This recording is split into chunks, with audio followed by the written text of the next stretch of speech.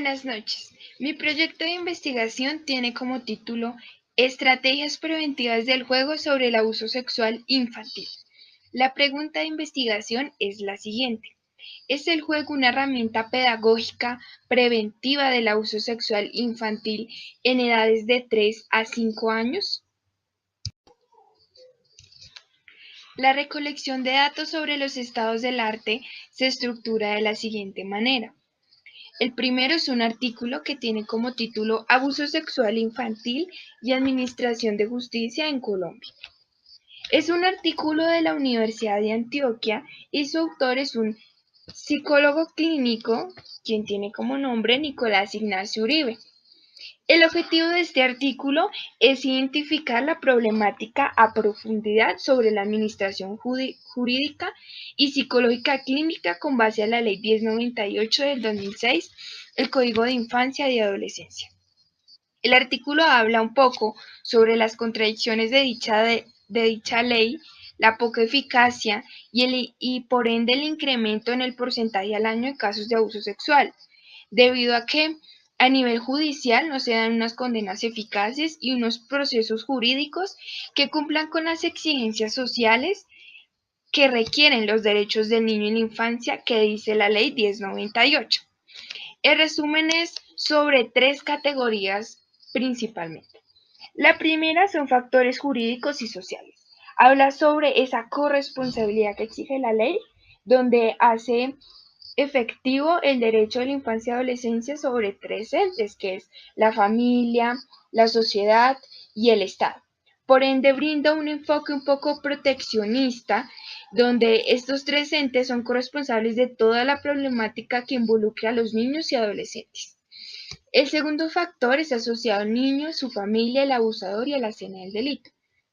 Dentro de este aspecto es importante tener en cuenta que los psicólogos judiciales y, a nivel psicológico clínico deben ser especialistas en el psiquismo, en el área cognitiva del niño, dependiendo de la capacidad que tiene el niño, dependiendo de su edad, sobre el afrontamiento, la resiliencia y su relación con la familia o social o incluso con el sujeto abusador.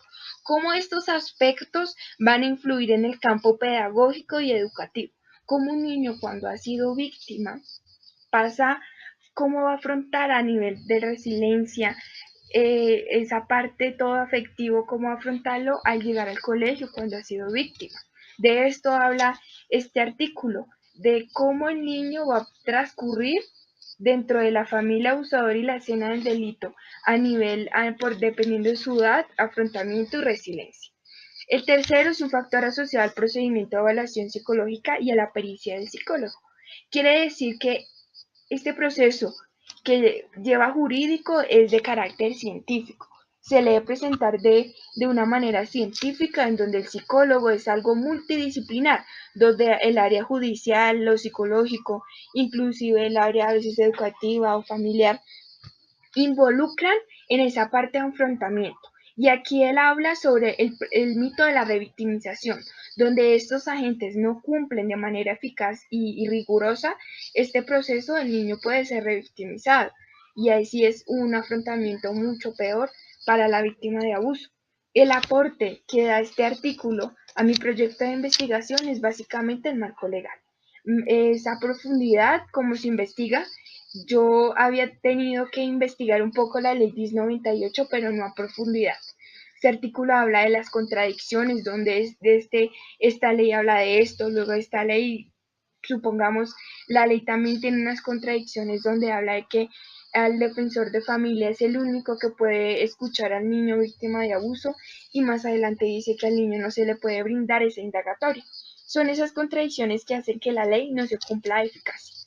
Básicamente es el marco teórico de dicha ley y cuáles son los entes corresponsables dependiendo del manejo en el aula de clase de un niño víctima de abuso sexual. El segundo estado del arte es un artículo que tiene como título Secuelas del abuso sexual en el desarrollo del pensamiento. Los autores son Reinaldo Perrón, un psiquiatra argentino, y Federico Bach, un pedagogo y psicólogo. Ellos estudian y analizan la realización de este artículo desde un enfoque educativo y psicológico. Analizan el funcionamiento psicoafectivo y cognitivo del niño víctima de abuso sexual infantil por medio de la teoría de Jean Piaget sobre el desarrollo cognitivo. El resumen básicamente se divide en dos categorías. La primera es organización del pensamiento operativo, que habla sobre el estudio de la asimilación y acomodación de un niño víctima de abuso sexual infantil, como la asimilación que integra el niño sobre los hechos del abuso y la acomodación, ese silencio que guarda el niño obligado por medio del abusador.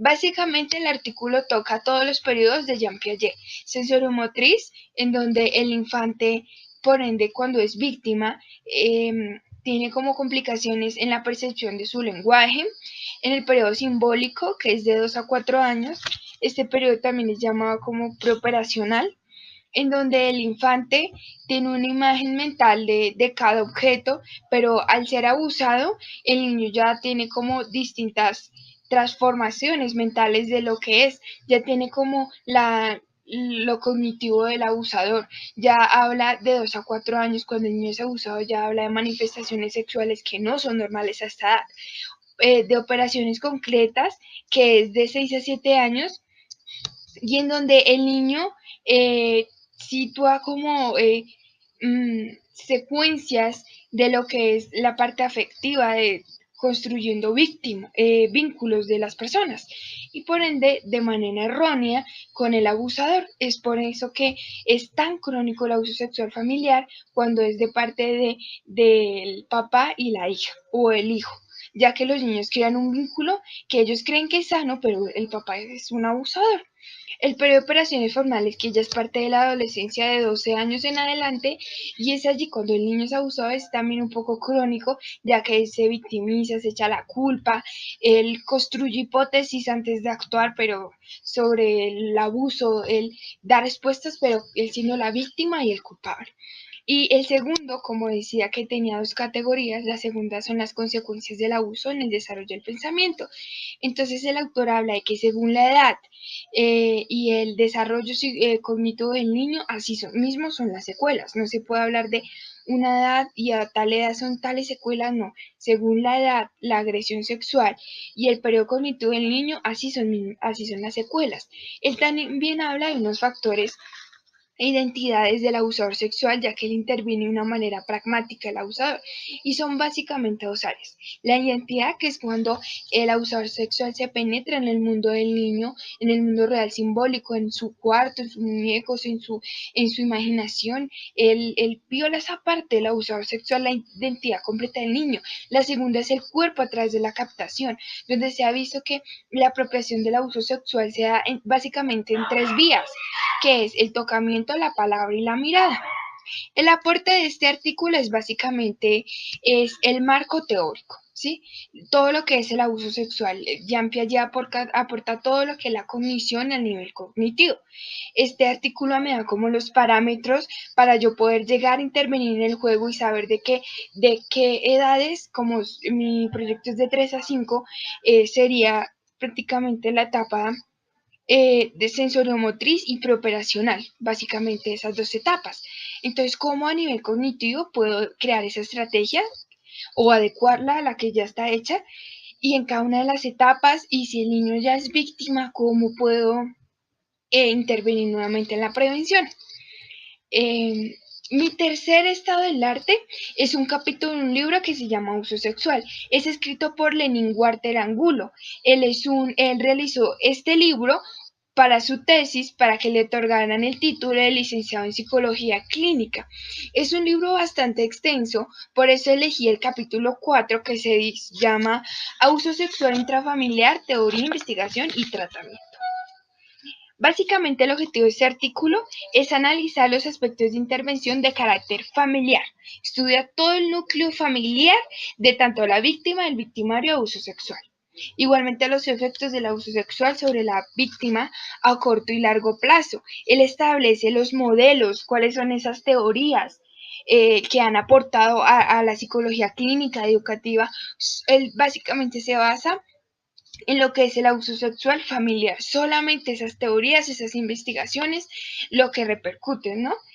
Y entonces, el resumen se basa en una categoría, pero en esa categoría son subtemas, sí, son varios. Entonces voy a decirlo de manera resumida.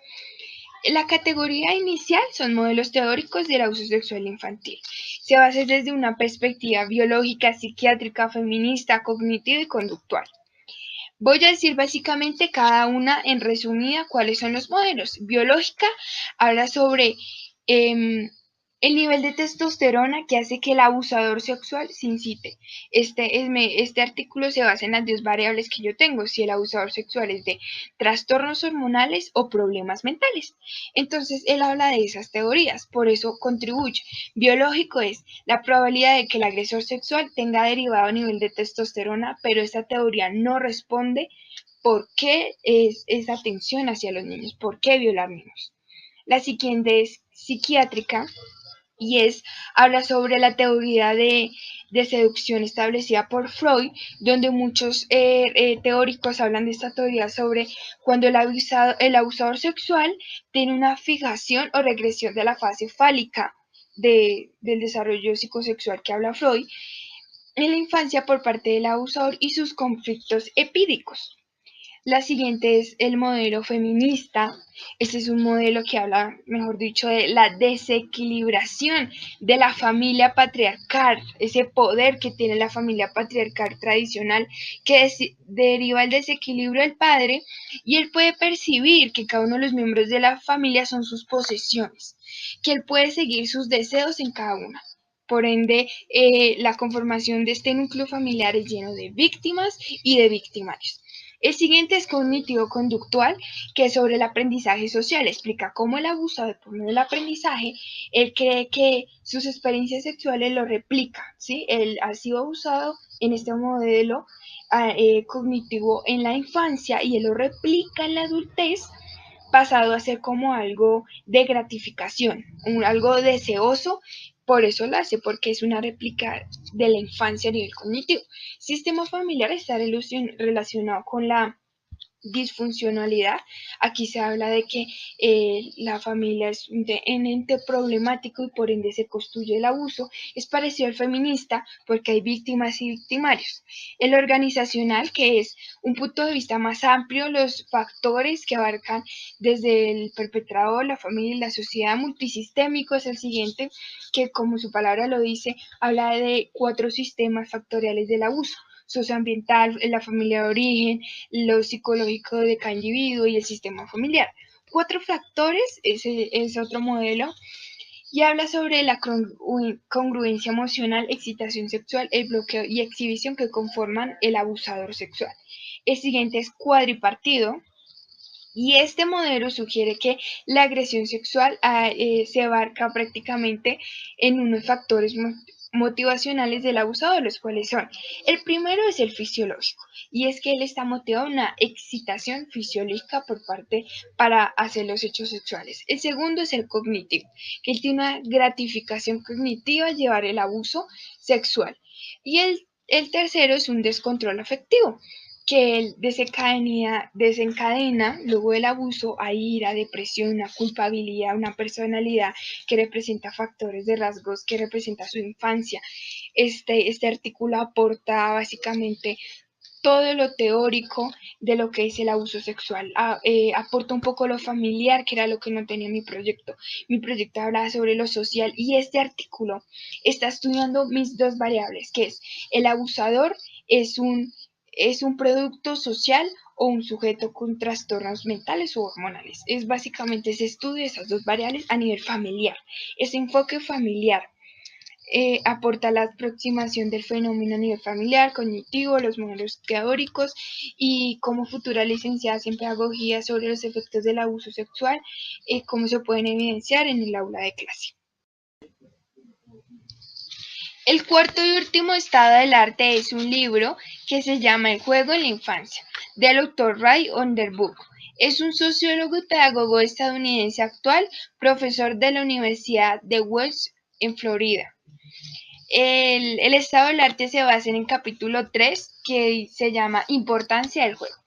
El objetivo de este artículo es analizar e interpretar la importancia del juego en el desarrollo de la infancia, donde se establece el juego como la principal herramienta de observación e investigación que tiene el infante durante los primeros años de vida al relacionarse con su entorno de una manera libre y espontánea.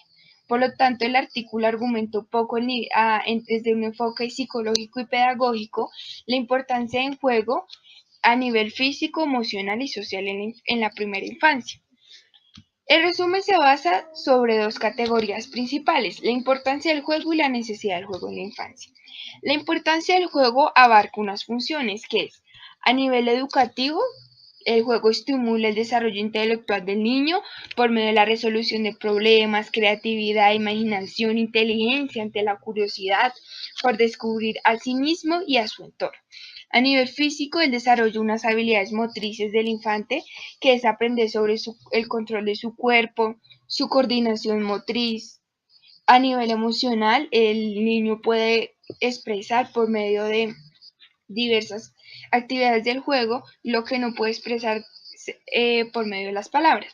Y a nivel social, el juego hace al niño consciente de su entorno cultural, donde él aprende el funcionamiento de la sociedad y las acciones de los seres humanos, aprende valores fundamentales que es la cooperación, el compartir con otras personas en su ambiente. Y la siguiente que había dicho categoría, gran categoría de la necesidad de juego en la infancia, ya que para el infante no solo es una actividad de entretenimiento, sino que es un pilar de la educación que permite al niño que adquiera conocimientos, mejorando su capacidad para poder desempeñar nuevas tareas, experiencias y nuevas formas de expresarse. Es importante, como dice Vygotsky, que el juego debe ser algo también educativo en la familia, ya que, como dice el teórico, la familia es la primera escuela del niño, debido a que el niño imita todo lo que ve a su alrededor. El aporte de este estado del arte, de este tercer capítulo, Importancia del juego, se basa en el marco teórico y en el desarrollo de mi estrategia preventiva. ¿Cómo puedo crear que el niño potencialice también el pilar del juego, aparte de la prevención del abuso, por medio de mi estrategia preventiva? Las dos estrategias, el libro sensorial y el taller, que es de 3 a 5 años. También abarca un poco los aspectos relevantes a nivel cognitivo, social, educativo, estrategias preventivas que no solo prevengan el abuso, como le decía, sino potencializar su inteligencia y habilidades que nutre el juego. También abarca un poco lo que es el desarrollo íntegro del juego, el arte y la literatura y la exploración del juego, lo que son los pilares, lo que integra los aspectos cognitivos, físicos, emocionales y sociales en la primera infancia, siendo aspectos sólidos a nivel cognitivo y un desarrollo armónico e integral en la primera infancia. Eso ha aportado todos estos 4 estados del arte a nivel legal, teórico, a nivel práctico. Al realizar mis estrategias preventivas, abarca todo lo que es esta recopilación de datos. Muchas gracias por la atención prestada.